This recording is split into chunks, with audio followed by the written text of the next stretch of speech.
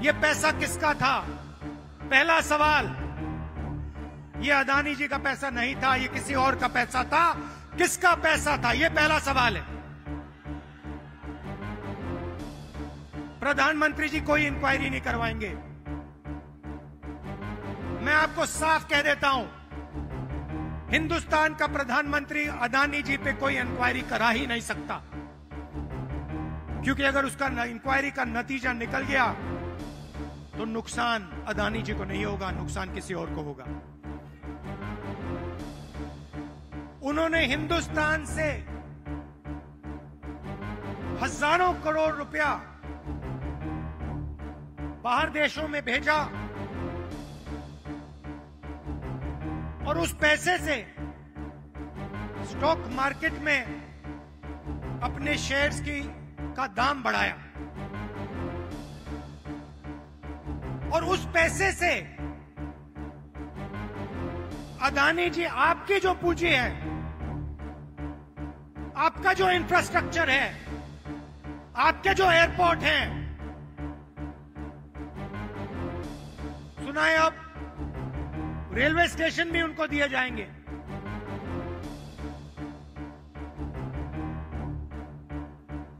पूरा का पूरा एक व्यक्ति के हवाले किया जा रहा है। 15 लाख रुपए का वायदा हम नहीं कर सकते। नरेंद्र मोदी जी ने कहा था काला धन वापस आएगा, 15 लाख रुपए बैंक अकाउंट में जाएंगे। उल्टा हजारों करोड़ रुपए हिंदुस्तान से बाहर जा रहा है। इंटरनेशनल अखबार कह रहे हैं कोई इंक्वायरी नहीं।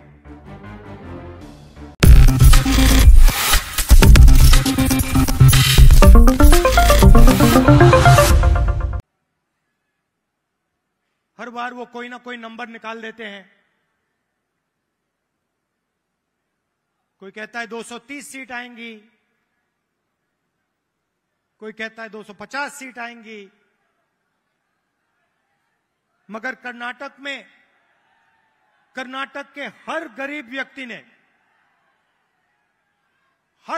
व्यक्ति ने पूरा दम लगा के कांग्रेस पार्टी को जिताया और वही यहां हुआ था। देखिए, एक बात मैं साफ करना चाहता हूं, बीजेपी और नरेंद्र मोदी जी हिंदुस्तान के 2-3 अरबपतियों के लिए काम करते हैं। नाम आप जानते हो। कुछ ही दिन पहले दुनिया के सबसे बड़े फाइनेंशियल अखबारों में अदानी जी के बारे में कहानी आई, आर्टिकल छपा।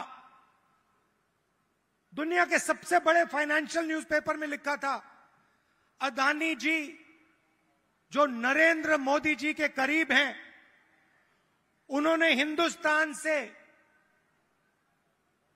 हजारों करोड़ रुपया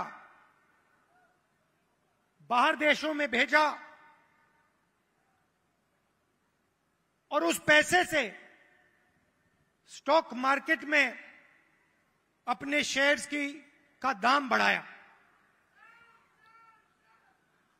और उस पैसे से अदानी जी आपकी जो पूंजी है, आपका जो इंफ्रास्ट्रक्चर है, आपके जो एयरपोर्ट हैं, सुना है अब रेलवे स्टेशन भी उनको दिए जाएंगे।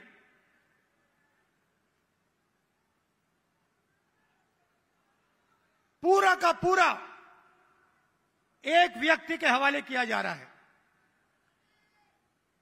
और मैं साफ कहना चाहता हूं कि चाहे वो कर्नाटक की सरकार हो, छत्तीसगढ़ की हो, राजस्थान की हो, हिमाचल की हो और जो अभी आने वाली है तेलंगाना, मध्य प्रदेश, ये सारी की सारी सरकारें गरीबों की सरकारें होंगी, अदानी की सरकारें नहीं होंगी। और प्रधानमंत्री को साफ कहना चाहिए, देश को बताना चाहिए और छत्तीसगढ़ के युवाओं को बताना चाहिए कि वो अदानी जी पर इंक्वायरी क्यों नहीं करवा रहे हैं? ऐसी क्या बात है कि नरेंद्र मोदी जी अदानी जी पर इंक्वायरी नहीं करा सकते हैं? 2-3 सवाल हैं भाई और बहनों, युवाओं। ये जो हजारों करोड़ रुपए हिंदुस्तान से बाहर गया, ये पैसा किसका था? पहला सवाल, ये अदानी जी का पैसा नहीं था, ये किसी और का पैसा था। किसका पैसा था? ये पहला सवाल है। प्रधानमंत्री जी कोई इंक्वायरी नहीं करवाएंगे।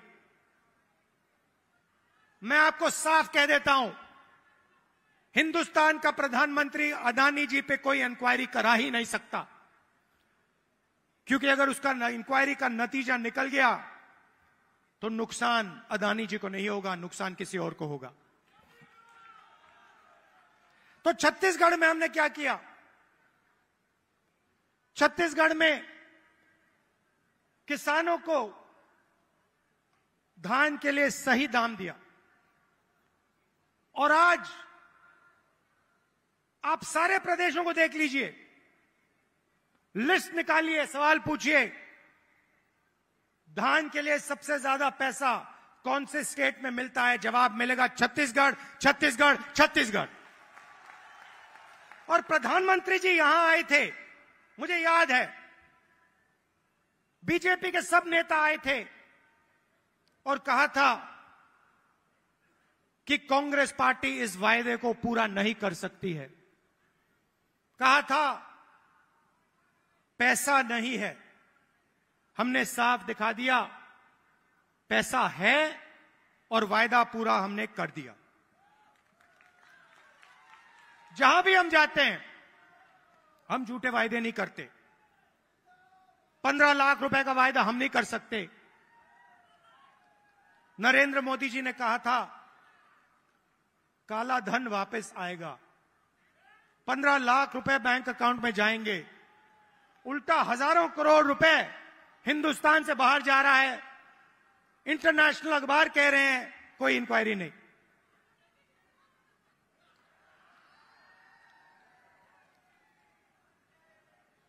तो अब छत्तीसगढ़ के युवा जो हैं, आपकी बहुत बड़ी जिम्मेदारी है और हम चाहते हैं कि आप प्रदेश को चलाने में, राजनीति को चलाने में आगे आएं। आपको पीछे नहीं रहना चाहिए। आपकी जो नई जनरेशन है, भविष्य आपका है। आने वाले समय में छत्तीसगढ़ आपका है और आपको आगे बढ़ना पड़ेगा। और इसीलिए हमने राजीव युवा क्लब आपके लिए बनाए हैं। हर क्लब को 1 लाख रुपए, 3 लाख युवाओं को क्लब में हमने जोड़ा है। और ये ऐसे नहीं जोड़ा है, मैं आपको साफ बताना चाहता हूं। हमने इसलिए जोड़ा है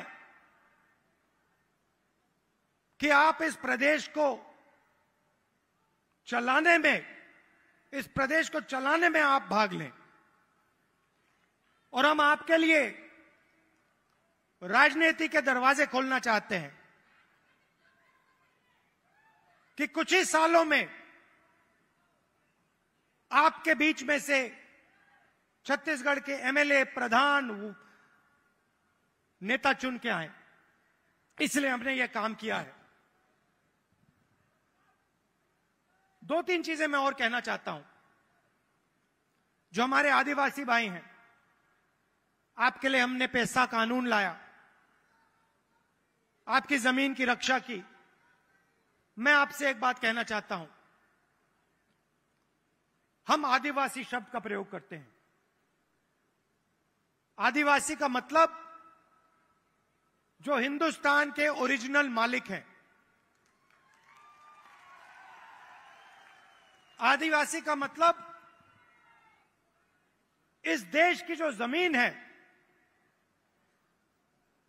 जो धरती है, उसके सबसे पहले आप मालिक थे। मतलब आपकी जमीन पर, जंगल पर, जल पर आपका हक बनता है।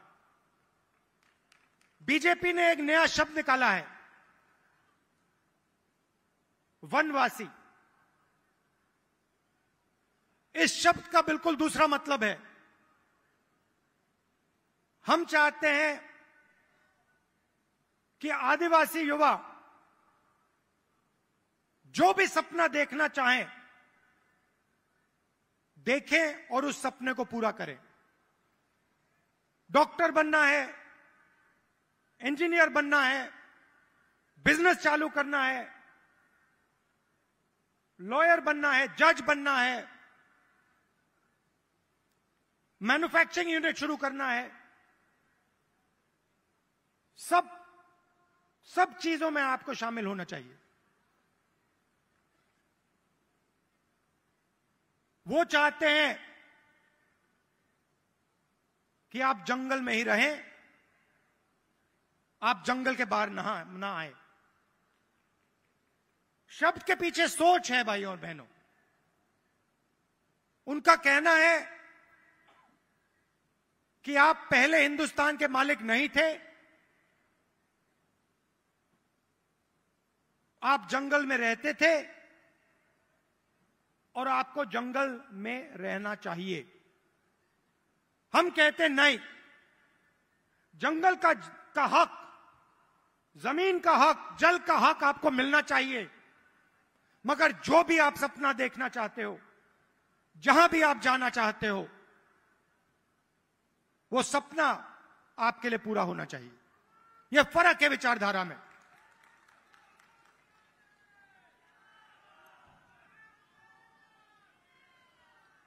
और पूरे देश में भाई और बहनों,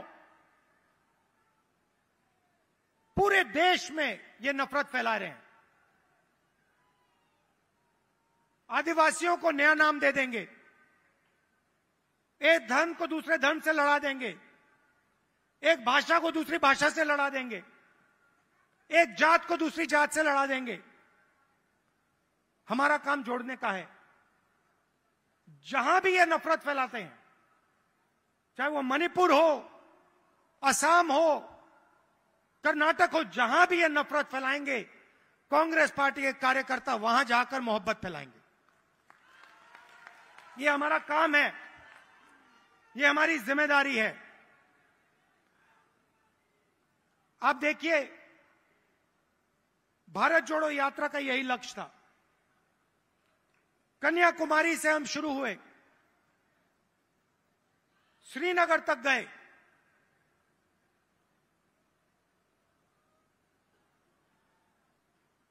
मीडिया में इन्होंने, बीजेपी के लोगों ने हर रोज ये कुछ ना कुछ उल्टा सीधा बोलते हैं, नफरत फैलाते हैं।